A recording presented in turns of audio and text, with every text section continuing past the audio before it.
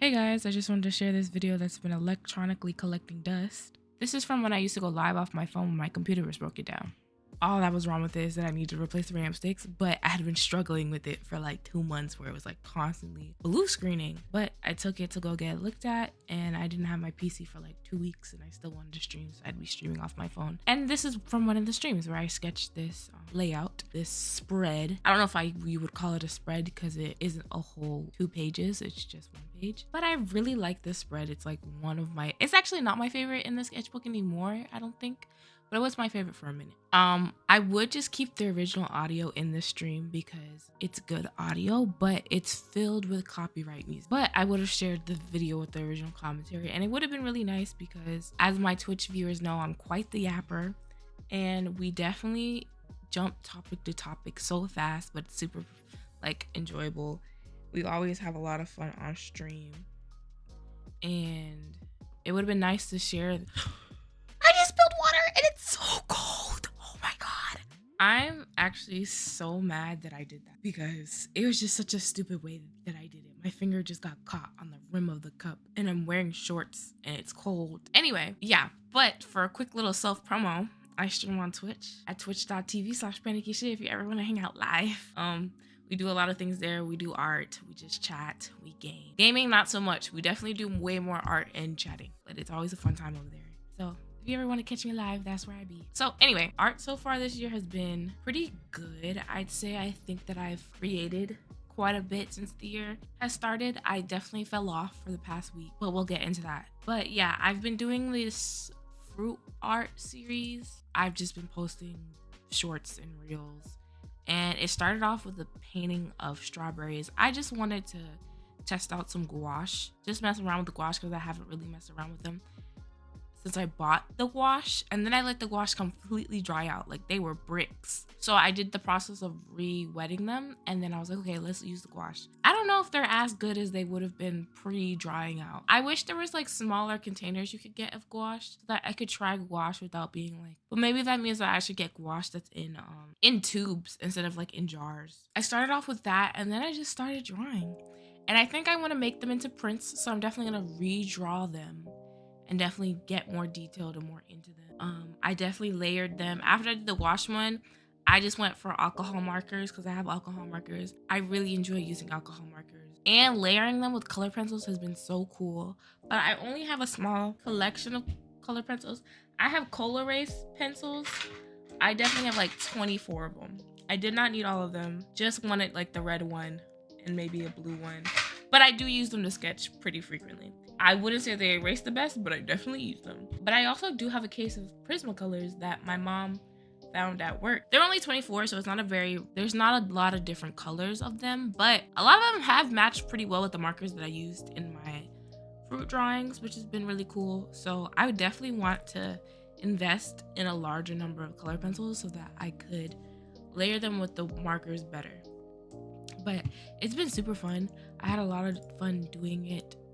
They were really easy to record, so that was cool too. But I think that I'm almost done.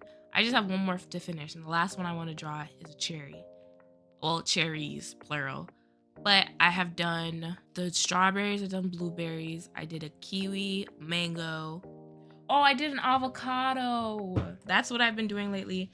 I kind of want to finish this one piece that I was working for, that I was going to submit for an art show, but I never ended up finishing because I didn't really like the direction I was going in.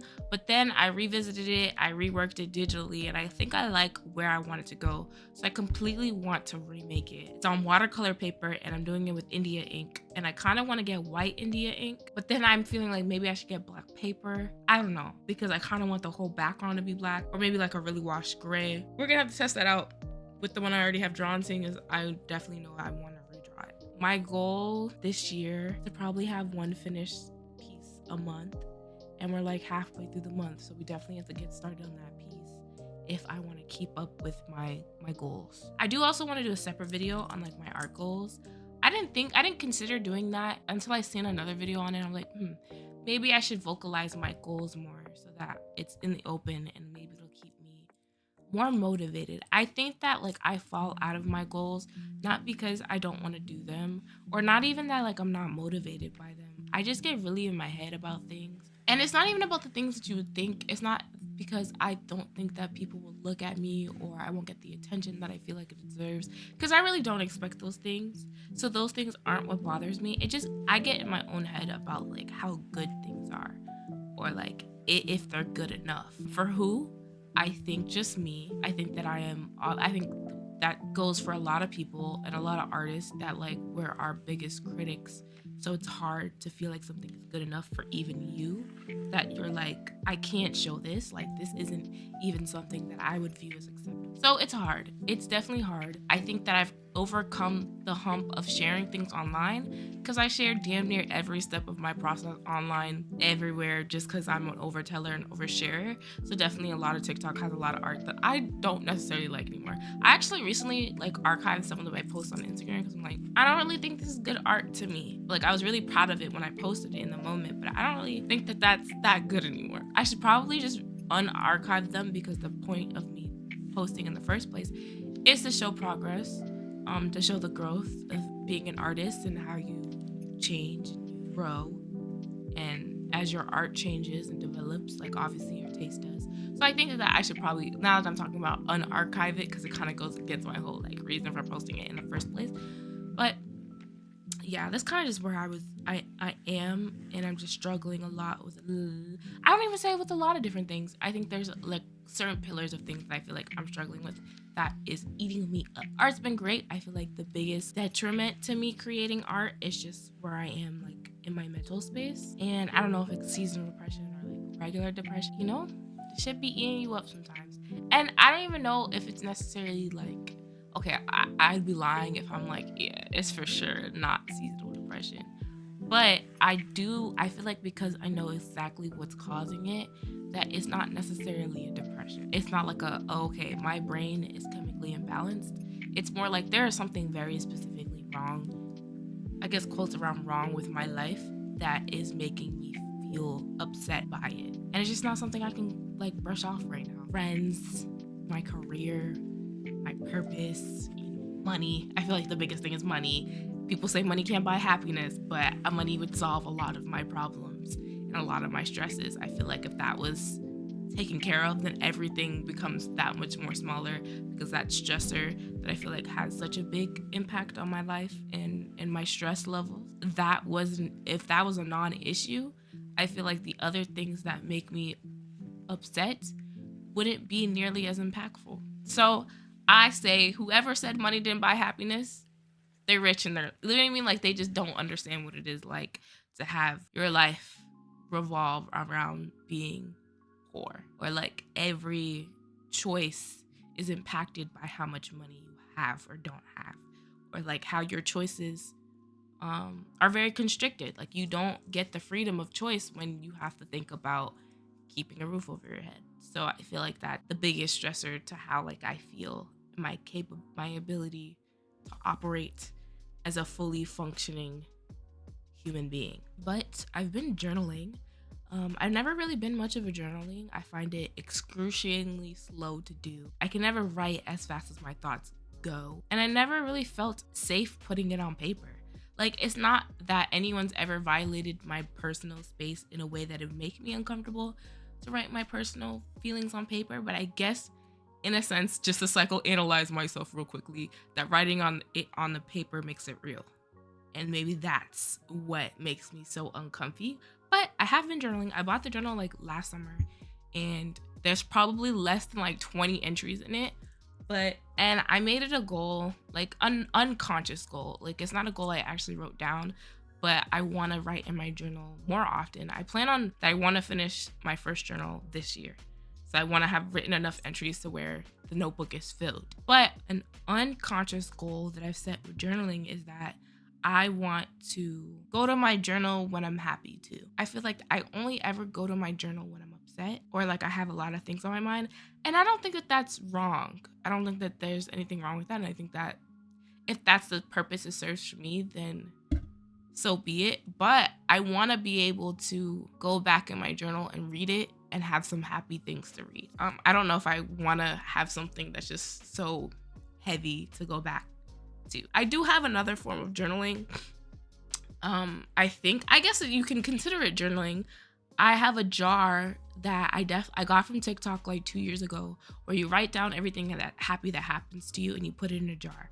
So I have a Post-it note, and anytime I remember about my jar, I think about something that made me really happy in the moment, I'll write it on a Post-it note and I put it in the jar, and then I revisit that jar at the end of the year.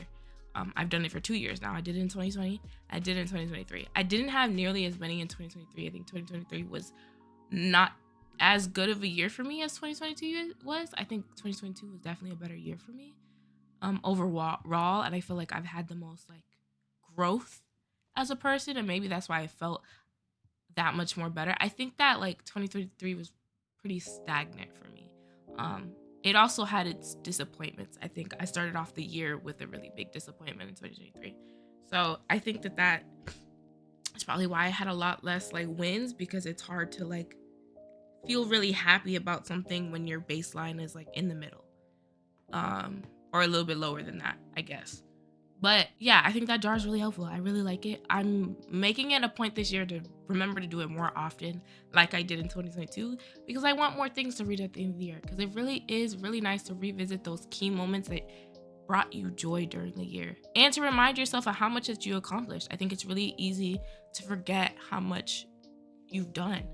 And it's really easy to forget how happy of a person you are when it's overclouded by things that aren't so happy. It's really nice. It's a really nice, the fresh of breath air to be like, you know what? Maybe this year wasn't that bad. Or like, yeah, this year was really bad, but there were some really good moments that kind of, I don't know if it would make it worth it, but like, I would never want to get rid of this moment. Like, I wouldn't want to go like, be like, okay, like erase that whole year, because there's these key moments that like really meant a lot to me. And I also haven't decided if journaling is something that makes me feel better. And I think it's because of what I mentioned earlier, that because I go to my journal anytime that I'm like down, it's hard to decide if journaling is like helpful. But it's definitely helped me be more present. I feel like I definitely struggle with being present. I'm always constantly thinking about what's next. I think that that's part of why I'm so stressed, that I'm constantly thinking about what's next, where am I going, that I struggle with being in the moment for a lot of things. A lot of my life, I think I spend being steps ahead of where I am in this moment. And I think that there's something else I want to work on. Probably something that would be helpful with like, I don't know, like meditation, maybe yoga. You know, people say working out helps. I do enjoy working out. It's just have to find the space for it. I enjoy walking. Walking is probably the time that I feel the happiest. Not the happiest, but one of the happiest, like the most like present outside of myself. I just can't do much of that right now because it's cold, and I feel like the more time I spend inside the house, it's harder for me to leave the house, because I just get like anxious. I know that there's a word for it, where you like are scared of going outside because like anything could happen to you. Like you could get hit by a car, like you can go into this grocery store and someone, you know, like there's lots of scary things gonna happen once you leave your front door. There is a phobia for that. I forgot what it's called. I don't have it, but I feel like the longer I spend in the house, that I'm not used to going outside, that it builds up that anxiety to like, ooh, I'm about to go outside and this is not fun. If you don't journal, you should, I'm not gonna say you should journal, but you should consider finding a way of journaling that works for you. I couldn't tell you what the different ways of journaling are, other than the typical like pen to paper. There's prompts. I think prompts are really helpful too. I've tried those. I think prompts are a lot funner because it gives you something very specific to focus on. And I love academics, so it feels like academics. It feels like doing schoolwork. I know that I'm probably the odd one out to enjoying an academic space. I've definitely been yapping. As I said in the beginning, I'm definitely a yapper. It's really easy for me to keep talking about it. Let me know if y'all, you know, anything I said resonates with you, or you can relate to what I'm talking about. I definitely just yapped. I just yapped. Let's see how much of this like you in the video. But yeah, thank you for hanging out with me. This was definitely a shorter video.